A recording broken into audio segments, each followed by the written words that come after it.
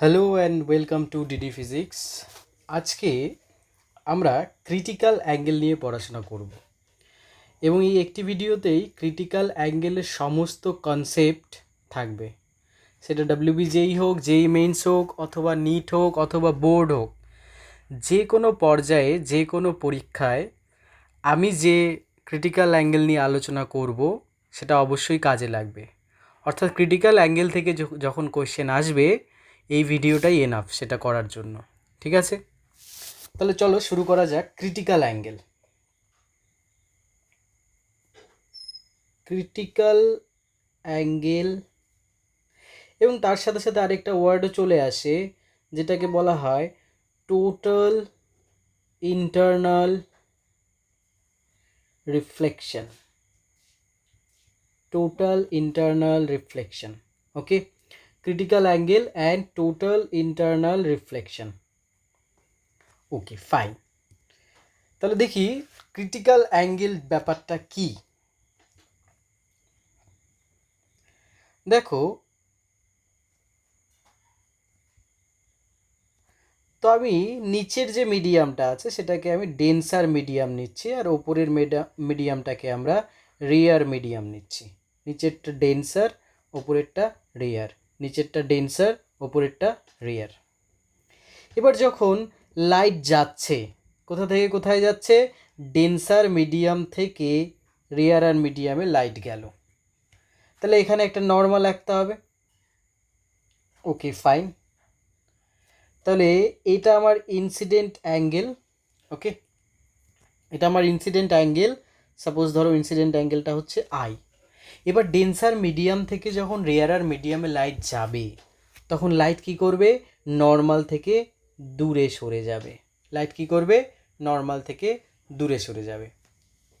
ধরো এটা I1, তাহলে এখানে একটা R1 পাবো, অর্থাৎ অ্যাঙ্গেল অফ রিফ্র্যাকশন। সেকেন্ড কেসে আমি কি করলাম? অ্যাঙ্গেল অফ ইনসিডেন্সটা আর একটু বাড়িয়ে দিলাম। মানে মানে এবার I2 নিলাম, যেখানে I2 I1 এর থেকে বড়। তার মানে অ্যাঙ্গেল অফ ইনসিডেন্সটা আগের থেকে আমি একটু বাড়িয়ে দিলাম। তার ফলে কি হবে? অ্যাঙ্গেল অফ রিফ্র্যাকশনটাও বাড়বে। অ্যাঙ্গেল অফ রিফ্র্যাকশন R2, সেটাও কি হবে? R2 is greater then R1।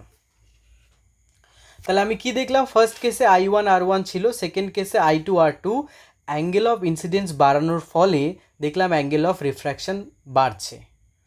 অর্থাৎ রিফ্র্যাক্টেড রেটা কী করছে? নর্মাল থেকে দূরে সরে যাচ্ছে, ক্রমাগত দূরে সরে যাচ্ছে। তাহলে এভাবে অ্যাঙ্গেল অফ ইনসিডেন্স বাড়াতে বাড়াতে এরকম একটা সময় আসবে যে সময়ে অ্যাঙ্গেল অফ রিফ্র্যাকশনটা এরকম হবে। কীরকম হবে? দেখো, এটা হচ্ছে আমার ইনসিডেন্ট রে, এটা হচ্ছে নর্মাল। অ্যাঙ্গেল রিফ্র্যাক্টেড রেটা হচ্ছে এরকম। অর্থাৎ রিফ্র্যাক্টেড রেটা কী করছে? দুটো মিডিয়ামের যে বাউন্ডারি, সেই বাউন্ডারি ঘেঁষে যাচ্ছে। এটা কখন সম্ভব? এটা তখনই সম্ভব যখন লাইট ডেন্সার মিডিয়াম থেকে রেয়ারার মিডিয়ামে যাচ্ছে।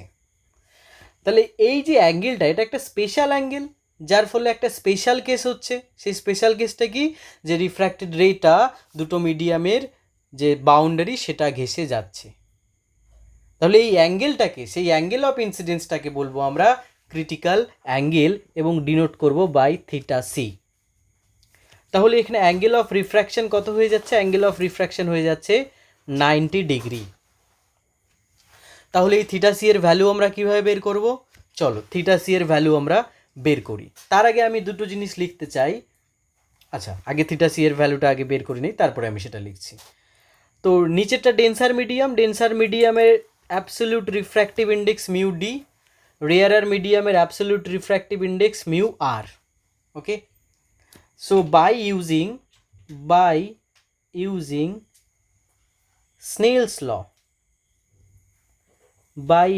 Snell's law, আমরা কি বলতে পারি? যে মিডিয়াম থেকে লাইট যাচ্ছে তার অ্যাবসলিউট রিফ্র্যাক্টিভ ইন্ডেক্স অর্থাৎ মিউ ডি, কারণ ডেন্সার মিডিয়াম থেকে লাইট যাচ্ছে, multiplied by sine of angle of incidence, that means sine theta C, is equal to যে মিডিয়ামে লাইটটা চলে গেল সেই মিডিয়ামের absolute refractive index mu R into angle of refraction sine 90। So সবাই জানি আমরা সাইন 90-র ভ্যালু হচ্ছে 1, সো সাইন থিটা সি হয়ে যাবে, সাইন থিটা সি কী হবে, mu R by mu D.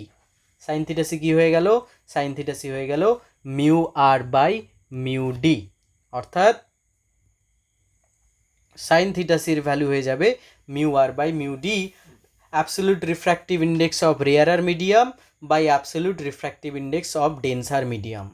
এবার এখানে কোয়েশ্চেন হতে পারে, পরীক্ষায় গুলিয়ে যাচ্ছে, sir mu R by mu D হবে না মিউ ডি বাই মিউ আর হবে? এটুক তো মনে আছে, sine theta C is equal to ratio of refractive indices, কিন্তু mu R by mu D না mu D by mu R, সেটা নিয়ে কনফিউশন তৈরি হতে পারে। তো সেই ক্ষেত্রে আমরা যদি ম্যাথটা ভালো করে জানি যে কি সাইন থিটার ম্যাক্সিমাম ভ্যালু হচ্ছে 1, সাইন থিটার ম্যাক্সিমাম ভ্যালু কত, 1, তার মানে obviously this ratio will be always less than or equal to 1। তাহলে সেটা করতে গেলে কি করতে হবে, ওপরে অবশ্যই মিউ আর দিতে হবে, নিচে অবশ্যই মিউ ডি দিতে হবে। কেননা কারণ হচ্ছে mu R is less than mu D, তাহলেই রেশিওটা 1-এর থেকে কম আসবে বা ম্যাক্সিমাম 1-এর সমান আসবে, তার থেকে কিন্তু কখনোই বড় হবে না। কিন্তু যদি মিউ ডি বাই মিউ আর দিয়ে দাও, তৎক্ষণাৎ কিন্তু টোটাল ব্যাপারটাই ভুল হয়ে যাবে। বুঝতে পারলাম? আচ্ছা, তাহলে এটা হচ্ছে আমার basic form, sine theta C is equal to mu R by mu D. এবার এই ফর্মটাকে আমরা একটু চলো ডিকোড করি। কিভাবে ডিকোড করব দেখো, আমরা কি লিখতে পারি সাইন থিটা সি, আমরা জানি কি অ্যাবসলিউট রিফ্র্যাক্টিভ ইন্ডেক্স মানে speed of light in vacuum মানে C by speed of light in rarer medium, absolute refractive index of the rarer medium মানে C by V R, similarly mu D মানে C by V D. So after all এখানে কি হয়ে যাচ্ছে, sine theta C is equal to V D by V R, V D by V R, sine theta C is equal to কী হয়ে যাচ্ছে, ভিডি by VR.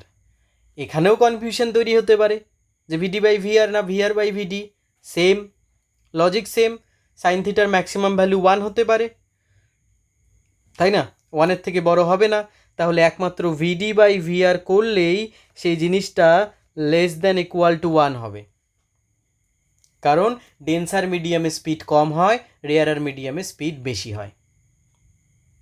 তাহলে ভিডি by VR করলে রেশিওটা 1 বা 1-এর থেকে কম বা 1 হতে পারে। এটাকে আরও একটা ফর্মে করা যায়। কি ফর্মে, সাইন থিটা সি, দেখো ভিডি স্পিড মানে কি, speed of light is equal to frequency into wavelength, so frequency into lambda D by frequency into lambda R. আচ্ছা, ফ্রিকোয়েন্সি চেঞ্জ হলো না কেন? কারণ ফ্রিকোয়েন্সি মিডিয়াম চেঞ্জ করলে লাইটের ফ্রিকোয়েন্সির কোনো রকমের চেঞ্জ হয় না, অর্থাৎ এখান থেকে আমরা বলতে পারি sine theta C is also lambda D by lambda R, sine theta C is equal to lambda D by lambda R. So আমাদের কাছে এটা হচ্ছে বেসিক ফর্ম, এটা হচ্ছে কি বেসিক ফর্ম, ঠিক আছে, এটা in form of velocity, and third নাম্বারটা হচ্ছে কি ইন ফর্ম অফ ওয়েভলেন্থ, ওকে। আচ্ছা, এবার সেকেন্ড কোয়েশ্চেন হতে পারে, কি সেকেন্ড কোয়েশ্চেন হতে পারে যে স্যার যদি অ্যাঙ্গেল অফ ইনসিডেন্সটা ক্রিটিক্যাল অ্যাঙ্গেলের থেকে বড় হয়, তার মানে special case if angle of incidence is greater than theta C, তাহলে কি হবে, angle of incidence is greater than theta C. তো ছবিটা আমি আবার আঁকানোর চেষ্টা করি, এটা ডেন্সার মিডিয়াম, এটা রেয়ারার মিডিয়াম, এই যে লাইট যাচ্ছে, অ্যাঙ্গেল অফ ইনসিডেন্স একটা আছে I which is greater than theta C. তখন কি করবে লাইট, তখন তো আর এই বাউন্ডারি বরাবর ঘেঁষবে না, কারণ বাউন্ডারি বরাবর ঘেঁষতে গেলে অ্যাঙ্গেল কত হওয়া উচিত ছিল, থিটা সি, কিন্তু অ্যাঙ্গেল তো তার থেকে বেশি হয়ে যাচ্ছে। তখন কি করবে, টোটাল লাইটটাই কি করবে, রিফ্লেক্ট করে যাবে। টোটাল লাইটটাই কি করবে, রিফ্লেক্ট করে যাবে। এটাকে বলা হচ্ছে টোটাল ইন্টারনাল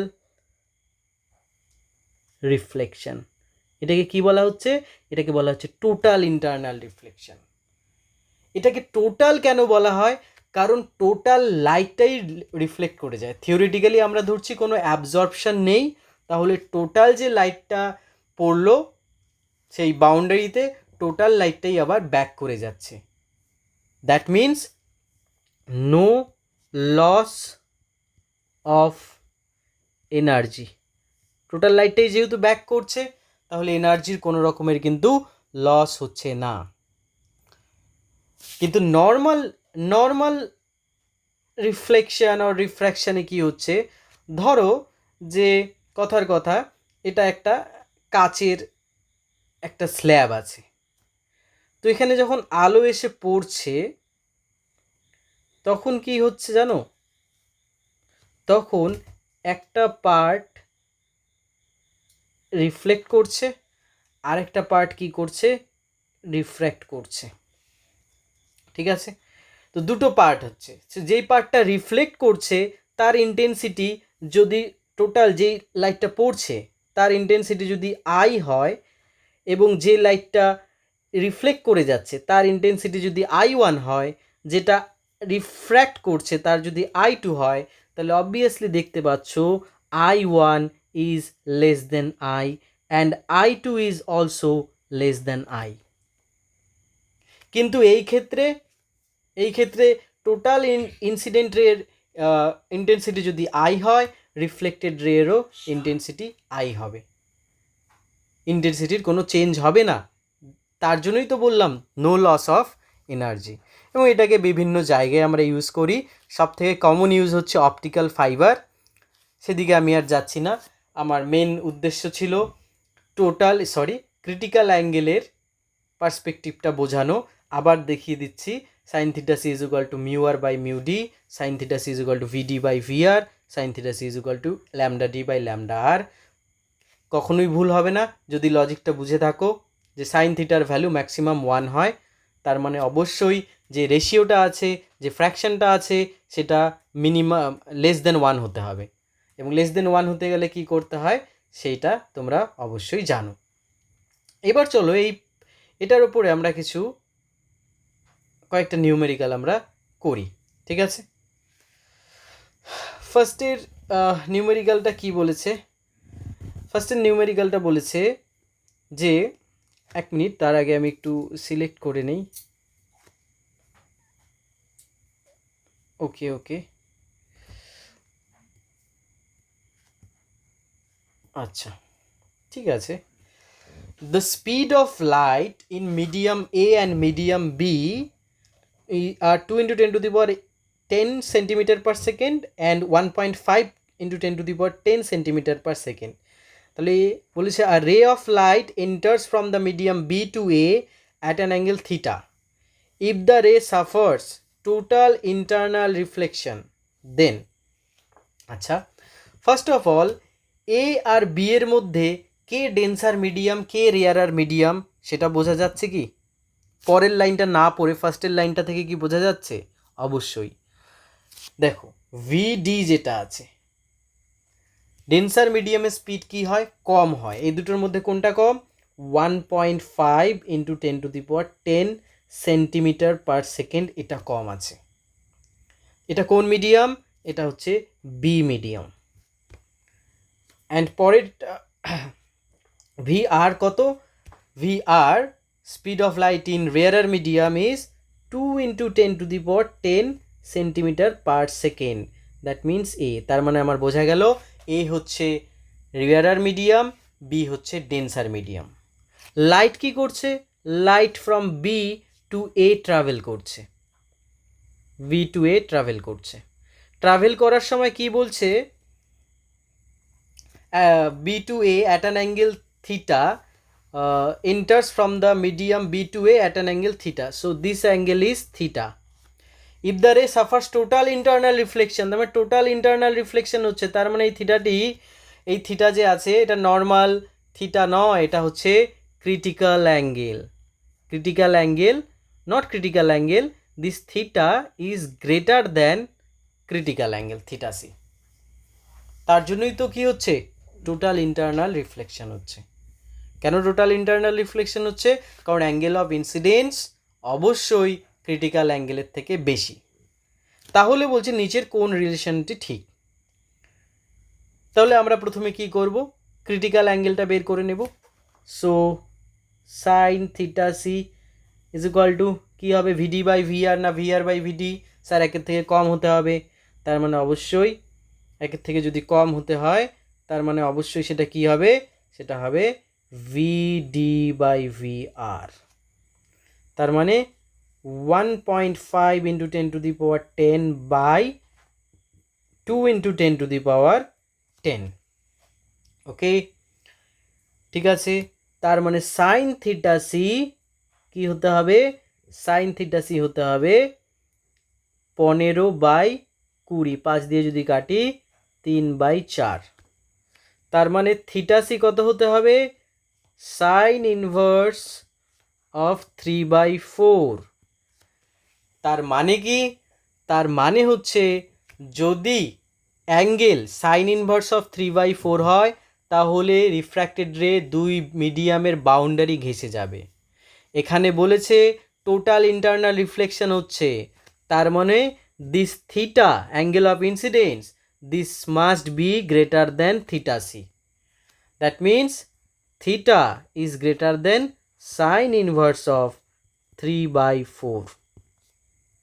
বোঝা গেল, সাইন ইনভার্স অফ 3/4, এটা হচ্ছে আমার অ্যান্সার, অর্থাৎ অপশন বি ইজ কারেক্ট। এটা জেইই মেইনস 2022-এর কোয়েশ্চেন। বোঝা গেল? আশা করি বোঝা গেল। তাহলে নেক্সট কোয়েশ্চেনে যাওয়া যাক। ওকে ফাইন, নেক্সট কোয়েশ্চেন কি বলেছে, দ্য স্পিড অফ লাইট। ও সেম কোয়েশ্চেন মনে হচ্ছে, হ্যাঁ সেম কোয়েশ্চেন। আচ্ছা এটাতে আসি আমরা, চলো কি বলছে, a small coin is resting on the bottom of a beaker filled with liquid. A ray of light from the coin travels up to the surface of the liquid and moves along the surface. মানে ওই বিকারের নিচে একটা coin আছে, সেখান থেকে light কি করছে, বিকারের একদম সারফেসে চলে আসছে এবং তারপর সারফেস ঘেঁষে যাচ্ছে, ছবিতে দেখতেই পাচ্ছ। How fast is the light travelling in the liquid? How fast is the light travelling in the liquid? তার মানে লাইট কী করছে, লিকুইড থেকে এয়ারের দিকে যেতে চাইছে। তার মানে after all sine theta C is equal to use করতে হবে V D by V R. Okay, V D by V R. এবার সাইন থিটা সি, এবার স্যার থিটা সি কোন অ্যাঙ্গেলটা, থিটা সি কোনটা, থিটা সি হচ্ছে এই অ্যাঙ্গেলটা হচ্ছে থিটা সি। ওকে, এই অ্যাঙ্গেলটা হচ্ছে থিটা সি। তাহলে এই অ্যাঙ্গেলটা যদি থিটা সি হয় তাহলে আমি আবার লিখে নিচ্ছি ভিডি। ভিডি আমাকে বের করতে হবে, মানে লিকুইডে লাইটের স্পিড কত সেটা বের করতে হবে। ভিআর নর্মালি কি হচ্ছে, যে রেয়ারার মিডিয়ামটা কিছু না বলা থাকলে আমরা কি অ্যাজিউম করব, আমরা অ্যাজিউম করব সেটা হচ্ছে air. So 3 into 10⁸। Speed of light in free space or air is 3 into 10⁸। So after all VD will be 3 into 10⁸ into sin theta c. এবার একটু জিওমেট্রিক হেল্প নেওয়া যাক। কিভাবে, যদি এই অ্যাঙ্গেলটা থিটা সি হয় তাহলে এই অ্যাঙ্গেলটাও থিটা সি হবে। তাহলে এটা যদি এ, এটা যদি বি, এটা যদি সি হয়, from triangle A B C বলতে পারি যে sine theta C is equal to কত, 3/√4 4 square plus 3 square, that means 3/5 বলা যেতে পারে, বিকজ সাইন থিটা সির ক্ষেত্রে এই 3 সেমি যেটা আছে সেটা হয়ে যাচ্ছে কি হাইট, আর 4 সেন্টিমিটার যেটা আছে সেটা হয়ে যাচ্ছে বেস, আর বিসি যেটা আছে সেটা হয়ে যাচ্ছে hypotenuse. So can we write 3 into 10 to the power 8 into 3/5, that is 9/5 into 10 to the power 8. এবার 9/5 কত? 1.9/5 ডিভাইড করো 1 then 5 4.0, so it is 1.8 into 10 to the power 8 meter per second. This is my answer. এটা কিন্তু আমার answer 1.8 into 10 to the power 8 meter per second. That means option D. That means option D. Option D is the right answer. এটা NEET 2007 এর question, ঠিক আছে। So লাস্টবার আরেকবার revision করে দেই যে কি sine theta C critical angle কখন হবে? যখন লাইট ডেন্সার মিডিয়াম থেকে রিয়ার মিডিয়ামে ট্রাভেল করবে। টোটাল ইন্টারনাল রিফ্লেকশন কখন হবে? যখন লাইট ডেন্সার মিডিয়াম থেকে রিয়ার মিডিয়ামে ট্রাভেল করবে plus angle of incidence critical অ্যাঙ্গেলের থেকে বেশি হবে। সো ক্রিটিক্যাল অ্যাঙ্গেলের value in form of refractive index mu R by mu d, in form of speed of light v d by v r, in form of wavelength, this is lambda d by lambda r, এটুকুই, ঠিক আছে। So আশা করি total internal reflection and critical অ্যাঙ্গেলের যে কনসেপ্টটা ছিল এই কনসেপ্টটা তোমাদের অলওয়েজ কাজে লাগবে। So thank you. এরকম আরও কনসেপ্ট নিয়ে পরবর্তীতে আমাদের আবার আলোচনা হবে।